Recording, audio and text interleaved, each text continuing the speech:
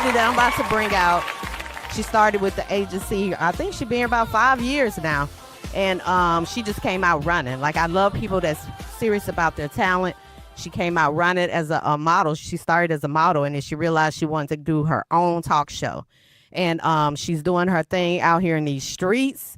You see her everywhere. What they say, you got to speak it into existence for it to become as it is. So all you guys here today to support her means the world to her. So I want y'all to know that this is the amazing, beautiful, rocking them boots. I'm sure she got on some damn boots. If she don't, she changed about 3,000 times, so them boots gonna come out. Y'all give it up for Tanya R. Lewis.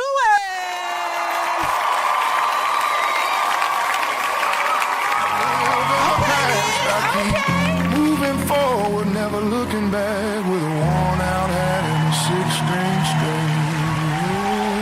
You can kick rocks if you don't like. Y'all put your hands together for Tanya R. I told y'all the boots. Tanya R. Lewis. I was born this way, been loud too long. My style, you can roll your eyes, but I ain't slowing down. I was born to rise, so kick them rocks if you don't like how I talk. I'm gonna keep on talking and walk my walk.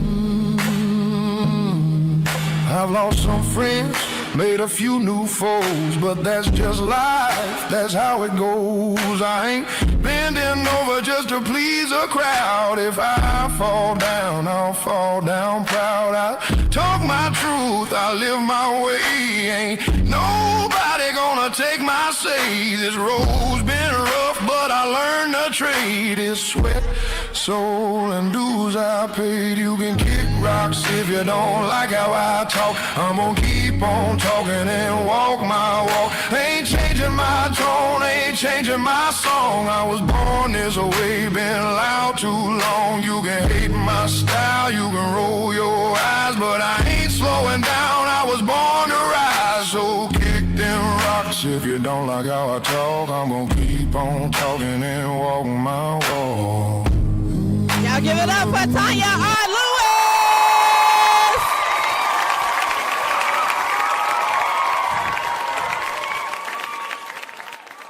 First of all, I'm not even supposed to be standing here. Because let me tell y'all something.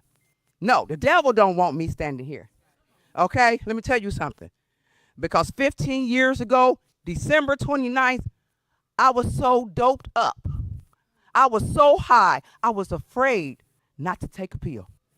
My body would go into shock if I didn't get a pill. And one day I said, God help me. And that's exactly what he did. December 29th, 15 years, I've been clean. Thank you, Jesus. Yes, but let me tell y'all something. The day that I decided to come clean, I had 30 days clean, and my parents died 8 days apart. And I said, if that can't make me get high, nothing can make me get high again. So if you got a story, if you are addicted, you know somebody addicted, there is hope. Because God said there is. He said, only thing you don't have to do is pick up. Do that perfectly, and I'll do the rest. So he removed that taste from my mouth. So, Tina B, you need to introduce our first interviewer. Absolutely, absolutely. Blinded by ambition. Native to Jonesboro, Georgia, and standing 6'7", Jasmine Duffy first discovered her passion on the basketball court. She quickly became a national standout, earning recognition as one of the top 5 female basketball players in the country. But shortly after beginning her college career, Jasmine received life-altering news. She had a heart condition called Marfan syndrome. The diagnosis not only ended her promising basketball journey, but ultimately led to the loss of her sight. She is called Blinded by Ambition. Okay? And y'all, I have a sense of humor too, because I told her to feel my wrist and see how fine I am. Okay? She did. So, oh my God, I couldn't wait for this interview, because you know what? God said, because something leaves you that I gave you, I got something else for you. And he has something else for you. So my first question is, can you tell us how your diagnosis of Marfan syndrome changed your perspective on your life and your aspirations? Yes, ma'am. So being like highly ranked in the nation as far as a basketball player, like I had all my plans laid out in front of me. Like I knew who I wanted to be, what I wanted to be, and everything I was gonna do for my parents. Once I made it, and then I went from being on top of the world to the bottom. I felt like at the drop of a dime. So when that happened, I was like, okay, first off, you're replaceable. Like, you know what I'm saying? Like, humble yourself real quick, because at the drop of a dime, you can be on top of the world and then not. And second of all, it was like a mind check. Like, all right, now what? They took basketball. Now what are we replacing it with? So her basketball career she was a number one, because I've been studying. I be in folks' inbox, I be DM, and I be all up in their stuff, okay? But she was a number one ranked for the WNBA. Can you imagine, Dr. Dollface, you are number one in my book of elite dolls of faith of giving back to the community. Can you imagine if you was blind and had to do that? Would you still do it? That's major. So when that happened to you, did you go into a depression? Did you go into a deep depression and be like, I don't want to live no more? Oh, absolutely. I feel like, well, it was a correction. I lost my sight a season before I went into the league. Wow. So to me, that was like a little worse. But man, I went through every emotion. It was like grieving. Yeah. Like, you know what I'm saying? Like, but depression was my first emotion. Like, I kept going to doctors expecting they'd tell me something different. So like, had to cure. Yeah, exactly. And then one day, my sister, somebody I looked up to like highly, she checked me. She was like, you got me crying and I don't cry. So you need to get up and we're gonna figure this out. And that's all I needed. Yeah, I'm in your inbox and your Instagram, and your little sister play a big part. Y'all do a lot of skits, okay? Yeah, Y'all be funny. And you even got your mama doing skits. Yeah. Okay, so what role has spoken word poetry played in your healing process, and how do you use it to connect with your audience? My spoken word helped me overcome me losing my sight. I don't know that I actually ever healed from it. I just overcame it. If that makes sense. But yeah, my spoken word, like I'm not like a real emotional type of person, so I just pour all my emotions into the mic for real and leave it there. Don't worry, y'all gonna get to hear some of it. So y'all was talking about, I wonder if Tanya gonna let her. Absolutely. Okay, as someone who is blind, what are some of the biggest challenges you face in your daily life, and how do you overcome them? I'm glad you It's asked that. easy for me to sit down and go to the bathroom or whatever. How does that affect your everyday life? That's the easy part. The hardest part for me is getting other people to believe in what I can do. I know what I'm capable of. I take care of myself. I work. I do everything. Getting somebody else, the next person, to believe that I'm capable of doing everything that I do is my problem. You know you fine too, don't you? Thank you. I just want to Thank say, you. I want to put that out there. Thank Y'all was you. thinking it. All right. How did losing your sight shift your approach to music production, and what unique insight does it bring to your craft? Because y'all, she's an engineer. Yes. She's going to tell y'all how. Yes. Yeah. Man, losing my sight made me fall in love with music more, because it's audio, you know. So I fell in love with anything audio, movies, doing behind the scenes with movies, editing books. But music, like, if you just sit there, even having sight, just close your eyes and listen to music, you're going to get a different feel. Like, so it just made me hungry for real. Now you done made me want to, one of my favorite songs come on, I'm going to close my eyes. Yeah, you and should. I'm going to listen to it. Yeah. Because they're not going to walk in your shoes. Yep. You know, I mean, not literally, but you probably wear a 12 and I wear 13. Okay.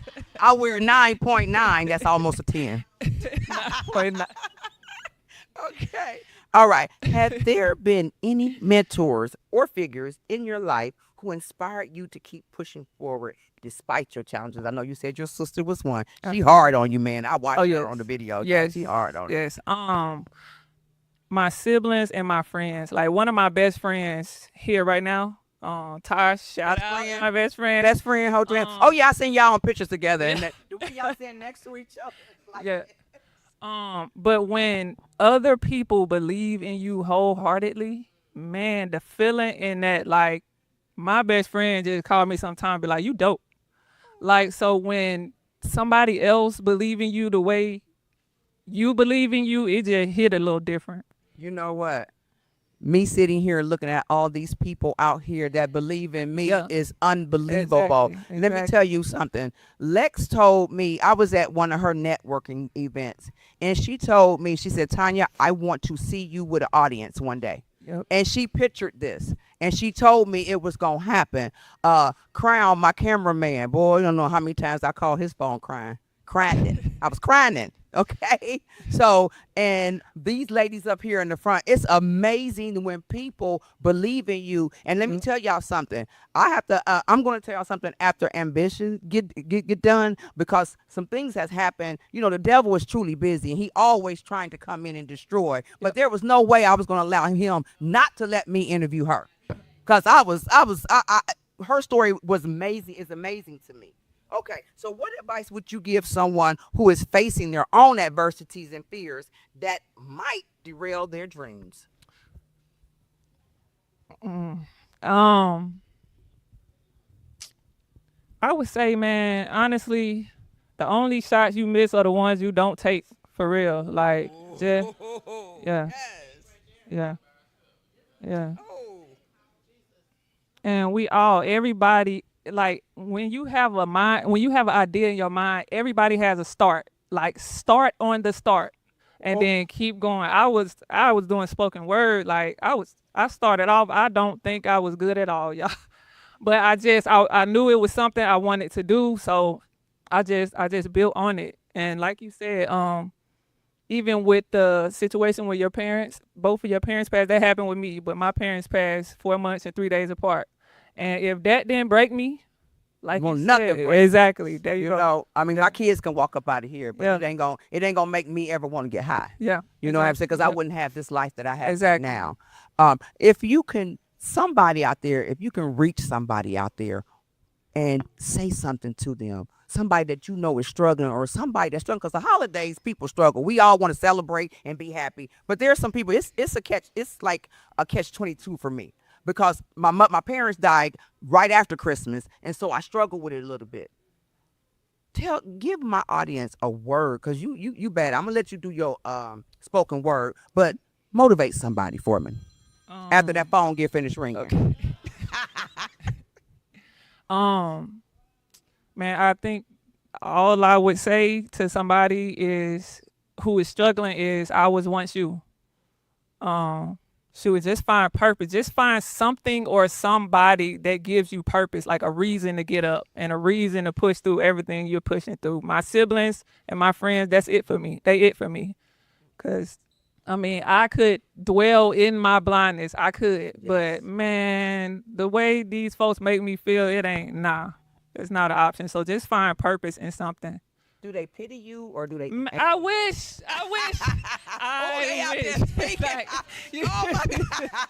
I wish. I wonder, man.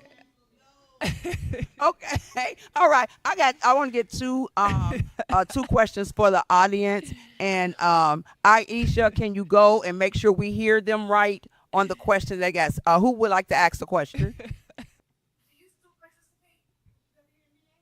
Nah, I mean, I go to some games. I go to games, but not like behind the scenes or anything like that. Nah.